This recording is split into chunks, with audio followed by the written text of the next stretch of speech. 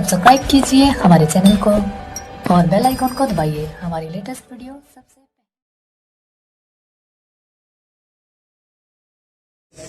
हाय दोस्तों, कैसे हैं आप सब।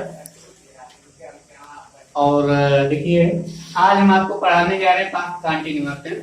प्रेजेंट कंटिन्यूअस टेंस का पूरा सेंटेंस आपको पढ़ाया जा चुका है। आज आपको पढ़ाना है पास्ट कंटिन्यूअस टेंस। और टेंस को पढ़ाने से पहले हम बता दें कि यदि आप हमारे चैनल पे नए हैं तो हमारे चैनल को लाइक करें, सब्सक्राइब करें, शेयर करें तथा जो भी टॉपिक आपको ना समझ में आए तो कमेंट बॉक्स में लिखें। आपको पढ़ाने चल रहे हैं पास्ट कंटिन्यूअस टेंस यानी कि अपूर्ण भूतकाल। पढ़ाने से पहले हम बता दें कि इस टेंस के बारे में पूरी जानकारी के लिए सबसे पहले इस टेंस के पहचान के बारे में आपको ज्ञान होना चाहिए। आपको सभी रूल मालूम है लेकिन आपको पहचान नहीं मालूम है, आप इस टेंस को ट्रांसलेट नहीं कर सकते हैं। तो सबसे पहले हम देख लेते हैं पहचान, इसको पहचानेंगे कैसे। पहचान में इस टेंस के कार्यों का भूतकाल में जारी रहना पाया जाता है, यानी कि ऐसे वाक्यों का भूतकाल में जारी रहना पाया जाता है। और ऐसे सेंटेंस के वाक्यों के अंत में हमने बताया था क्या आता है, रहा था, रही थी, रहे थे, आज शब्द आते हैं। और इसी फंडा को एक ट्रिक के माध्यम से भी बताते कि कैसे पहचानते। आप जानते कि पाठघात होता हुआ समय जो था, इसके 3 भाग होते हैं। था इसका स्त्रीलिंग थी, बहुवचन थे। और कंटिन्यूअस का अर्थ होता हुआ का जो चल रहा, कंटिन्यूअस का अर्थ रहा। तो हमने रहा का तीनों भाग जोड़ दिया, रहा, रही, रहे। तो पहचान आपका बन गया क्या, रहा था, रही थी, रहे थे। तो ये है पहचान। यानी कि हम कह सकते हैं कि सेंटेंस के वाक्यों के अंत में रहा था, रही थी, रहे थे, आज होता है। अब हम चलते हैं रूल यानी कि अनुवाद करने के नियम, कैसे इसको हम बनाए। तो रूल नंबर 1 देखिए, रूल क्या होता है, देखिए ध्यान से। एक वचन कर्ताओं के साथ सहायक क्रिया वाज का और बहुवचन कर्ताओं के साथ सहायक क्रिया वेयर का प्रयोग करते हैं। यानी कि सीधी सी बात है, यदि आपका कर्ता आई है, ही है, सी है, इट है, सभी नाम है और अन्य जितने भी एक वचन कर्ता हैं,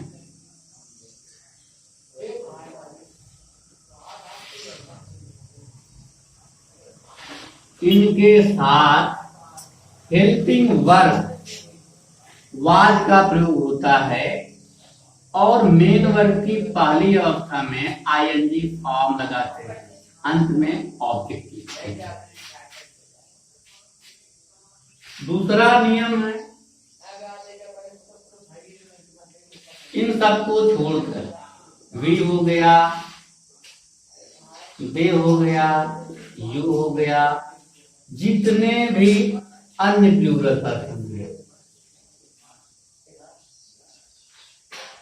इनके साथ सहायक क्रिया वर्ब और मेन वर्ब में आईएनजी फॉर्म का प्रयोग किया जाता है। तो यह है इसके रूल, यानी कि आई, ही, सी, इट, सभी नाम तथा जितने भी एक वचन करता हैं उनके साथ सहायक क्रिया वाज, वी, यू, दे और अन्य बहुवचन कर्ताओं के साथ सहायक क्रिया वर्ब तथा सभी कर्ताओं के साथ मुख्य क्रिया की पहली अवस्था में आईएनजी फॉर्म का प्रयोग होता है।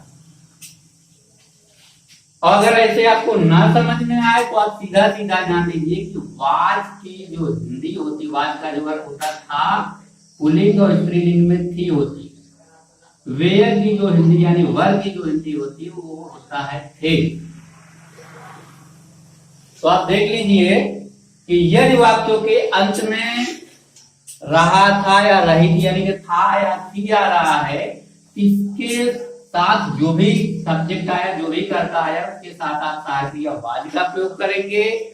और यदि वाक्यों के अंत में रहे थे आ रहा है, यानी कि थे आ रहा है, तो थे की अंग्रेजी वेयर का प्रयोग करेंगे, यानी कि जो सब्जेक्ट आएगा उसके साथ वेयर का प्रयोग करेंगे।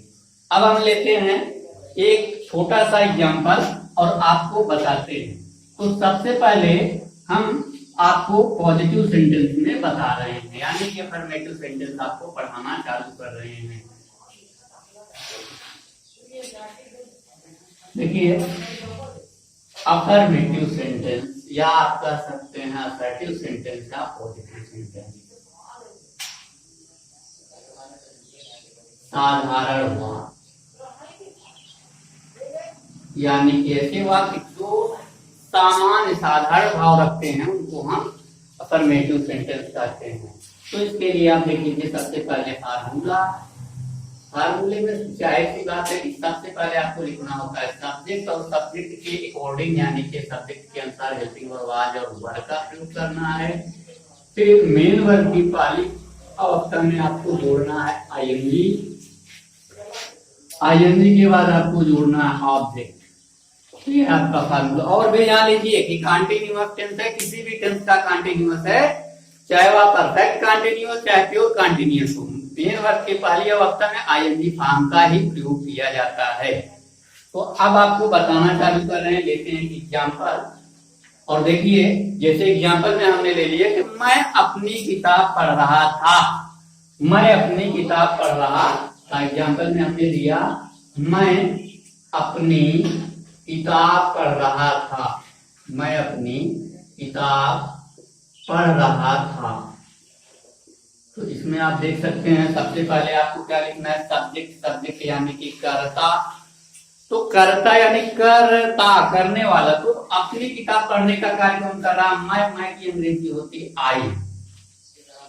और देखिए, हमने बताया था कि आई के साथ जो हेल्पिंग वर्ब लगेगा वो क्या लगेगा, दोनों को लगाना नहीं, क्या लगेगा, वाज। फिर हम देखते हैं मेन वर्ब क्या है, इसमें मेन काम क्या है, पढ़ने का, यानी कि अंग्रेजी होती है रीड, और फर्स्ट काम रीड होता है। इसमें जोड़ना है आपको आईएनजी, तो क्या हो गया, रीडिंग।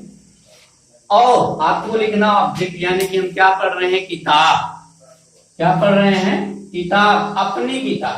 तो मैं के साथ अपने के लिए क्या प्रयोग होता है, माई, और किताब का हो गया बुक, यानी कि सेंटेंस क्या बना, I was reading my book. ये हेल्पिंग वर्ब में आप कंफ्यूज हो रहे हैं, तो हमने बता कि अंग्रेजी क्या होती है, वाज। तो हमने यहाँ पे वाज का प्रयोग किया है। अगला सेंटेंस लेते हैं, हम अपना पाठ याद कर रहे थे। अगला सेंटेंस है हम अपना पाठ याद कर रहे थे, हम अपना पाठ याद कर रहे थे, हम अपना पाठ याद कर रहे थे। तो इसमें देखिए सब्जेक्ट आपका क्या है, काम कौन कर रहा अपना पाठ याद करने का, हम। तो हम की अंग्रेजी होती है वी के साथ हमने बताया था हेल्पिंग वर्ब वर का प्रयोग होता है। मेन वर्ब क्या है, याद करना, यानी कि लर्न, आईएनजी जोड़ दिए तो लर्निंग। और हम के साथ अपने के लिए किसका प्रयोग होता है, हमने बताया आवर का प्रयोग होता है। किसका, आवर। और पाठ का क्या हो जाएगा, लेसन, यानी कि बनेगा क्या, we were learning our lesson, we were learning our lesson. अब हम चलते हैं अगले सेंटेंस में और एक एग्जांपल लेते हैं। एग्जांपल है वह एक मधुर गाना गा रही थी, वह एक मधुर गाना गा रही थी, वह एक मधुर गाना गा रही थी। इसमें आप देख सकते हैं कि सब्जेक्ट क्या है, वह, और गा रही थी यानी कि स्त्रीलिंग है, किसी स्त्री जाति का बोध हो रहा है। तो हम क्या लिखेंगे, वाह की अंग्रेजी सी हो जाएगी, थी की अंग्रेजी हमने बताया था कि होता है वाज, नहीं तो उसी के साथ लगता है was, she was. Main verb यानी मुख्य काम क्या हो रहा है, गाने का, यानी कि सिंग, सिंग होता है, आईएनजी जोड़ दिए, सिंगिंग। और क्या गा रहे, वह एक मधुर गाना गा रहे थे, मधुर यानी कि सिंगिंग, एक का हो गया ए और जो आपका ऑब्जेक्ट है वो क्या है? मधुर गाना, यानी कि मधुर का होता है स्वीट और गाना का होता है सॉन्ग, यानी कि क्या बना? She was singing A sweet song. तो ये था आपका पॉजिटिव सेंटेंस। अब आपको पढ़ा दे रहे हैं नेगेटिव सेंटेंस। आगे हम आपको बता दें नेगेटिव सेंटेंस होता क्या है, जान लीजिए। वह सेंटेंस यानी कि ऐसे सेंटेंस जिसमें कार्य को नकारा जाए, यानी कि कार्य को स्वीकारा ना जाए, मना किया जाए, नहीं का प्रयोग किया जाए, ऐसे सेंटेंस को हम नकारात्मक वाक्य कहते हैं। और ये क्या होते हैं? नकारात्मक होते हैं, यानी इनका भाव क्या होता है? नकारात्मक होता है। तो आप देख लीजिए, हम आपको पढ़ा रहे हैं नेगेटिव सेंटेंस, यानी कि नकारात्मक वाक्य, नेगेटिव सेंटेंस। आपको बता दें नेगेटिव सेंटेंस होता क्या है। बताया गया कि सेंटेंस में नहीं का प्रयोग हो। नहीं के लिए हम क्या करते हैं? नहीं की अंग्रेजी होती है नॉट, नॉट का प्रयोग करेंगे। नहीं के लिए नॉट का प्रयोग करना कहाँ होगा? सहायक क्रिया वाज और वर के बाद तथा मुख्य क्रिया के पहले, यानी कि जो रूल है वो आपका हो जाएगा नहीं के लिए नॉट का प्रयोग वाज और वर के बाद तथा मेन वर्ग के पहले, यानी कि सबसे पहले आप सब्जेक्ट लिखेंगे। सब्जेक्ट के अकॉर्डिंग आपको लिखना है वाज और वर दोनों में से एक। फिर आपको नहीं के लिए नॉट लगाना है। नॉट के बाद मेन वर्ग, मेन वर्ग की पहली अवस्था में आपको जोड़ देना है आईएनजी। आईएनजी के बाद आपको लिखना है ऑब्जेक्ट। अब हम सेंटेंस को ट्रांसलेट कर रहे हैं। हर एग्जांपल में लेते हैं कि राम दीवार से नहीं कूद रहा था। राम दीवार से नहीं कूद रहा था। राम दीवार से नहीं कूद रहा था। एग्जाम्पल में देखते हैं, राम दीवार से नहीं कूद रहा था। इसमें सब्जेक्ट देखिए क्या है? कौन कौन कर रहा है नहीं कूदने का? राम, यानी कि हम क्या लिखेंगे? सबसे पहले सब्जेक्ट यानी कि राम। राम एक वचन है, एक व्यक्ति का बोध करा रहा है, एक वचन करता है, तो इसके साथ सहायक क्रिया वाज का प्रयोग, नहीं तो था की अंग्रेजी वाज होती है। नहीं के लिए आपको लगाना है नॉट। फिर देखिए आपको क्या लगना? मेन वर्ब, यानी मुख्य काम क्या? कूदने की, यानी कि जंप। जंप में आपको क्या जोड़ना? आईएनजी। ठीक, तो क्या हो गया? राम वाज नॉट जंपिंग कहां? दीवार से। दीवार की अंग्रेजी होती है वॉल, और से के लिए हम प्रयोग करेंगे फ्रॉम दी वॉल। तो ये हो गया सेंटेंस। वॉल दीवार। Ram was not jumping from the wall. आगे चलते हैं, नेक्स्ट एग्जांपल लेते हैं। नेक्स्ट एग्जांपल में देखते हैं, हम मेज पर नहीं सो रहे थे। एग्जांपल में हमने लिया हम मेज पर नहीं सो रहे थे। हम मेज पर नहीं सो रहे थे।